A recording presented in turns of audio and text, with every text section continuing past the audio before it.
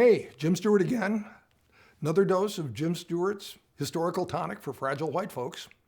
We're back to Reconstruction again, and last time we spent a good deal of attention on the great and talented cartoonist Thomas Nast. Last time we thought about and talked about, and Thomas Nast illustrated for us, what was going on in the South. Right now, I want us to think about the law of gravity in the states that won the Civil War, the Union. The title of this particular session is Reconstruction, the Unsustainable Revolution.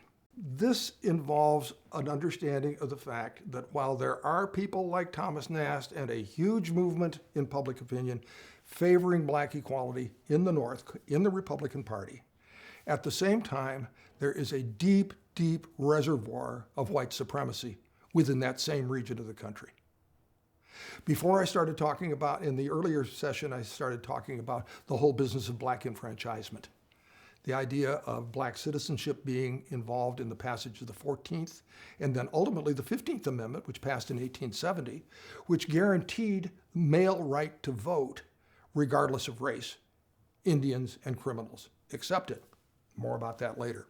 At the same time, the puzzle is the same states in the North that ratified those 14th and 15th Amendments, many of them, before the Civil War, passed their own laws, some of which actually forbade African American people from entering their states. In Ohio, before 1856, African American people could not vote at all. African American people had to post bonds sometimes in order to be able to prove their citizenship in the free states. A great figure from the civil rights movement later on once made the statement, his name was Stokely Carmichael, that the Mason-Dixon line began at the Canadian border. And that's the paradox and the problem of this law of gravity. It has the master remaining in the South. At the same time, in the North, there is a large reservoir of really deep and strident white supremacy that lies alongside the struggle for equality that has some white people like Thomas Nast showing up big time, and a large abolitionist movement headed by people that you know very, very well, like Frederick Douglass, making clear to the nation that the whole point of having a civil war is to create a new birth of freedom, Abraham Lincoln's term, but freedom in an ample sense, not a narrow sense. And that's what we saw from Thomas Nast before. But now that we understand that Northern public opinion is not one way affirming an ample definition of freedom, but instead complicated by decades and decades and decades of treating African American people horribly within their own part of the world. Race riots were common. The labor market for African American people was terrible. The problem of being free and living black in the North, of being accused of having been a fugitive slave and then being taken south even if you were free. Did you see the movie 12 Years a Slave about Solomon Northup? That's what that's about.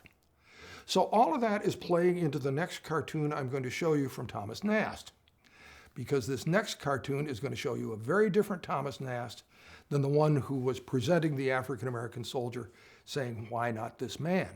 Thomas Nast is now commenting on the way that African American people are conducting themselves in the South now that they have the right to vote. The 15th Amendment guaranteed that, and sure enough, and we're coming back to talk about this some more in some subsequent presentations, African American people do vote. They vote in large numbers. They select their own representatives to go to state legislatures. They create a whole new political life in the South that involves African American people not only voting, but passing laws, and laws such as creating public education systems, equalizing prison systems. Lots of progressive legislation goes on in states, especially with heavy, heavy black population of voters, like South Carolina, Mississippi, Alabama, Louisiana. So black people get into the business of voting in the South and legislating in the South, and by this time, Thomas Nast is sick of it. Look at that cartoon. Where's Lady Liberty now? She's sitting way faint in the background, hardly able to hold up an image that has any control over what's going on in front of her.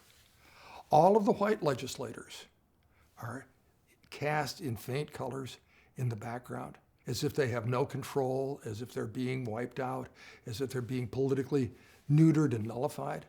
And look at the behavior of the African American legislators.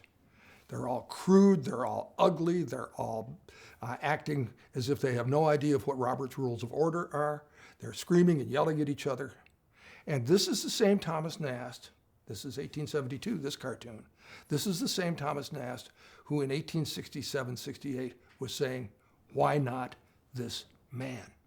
What I'm showing, I hope you can see it here, is what happens when white people start not showing up, or who decide that it's important to change your mind about how important ample definition of nothing but freedom really is. Thomas Nast is our test case, really, and a perfect litmus test because he has so many hundreds of thousands of eyeballs following what he composes of a retreat from Reconstruction, the creation of greater amounts of white rule, and the beginning of a kind of law of gravity that comes out of Reconstruction, which is going to be the principal focus of what we will be probing into historically from now on.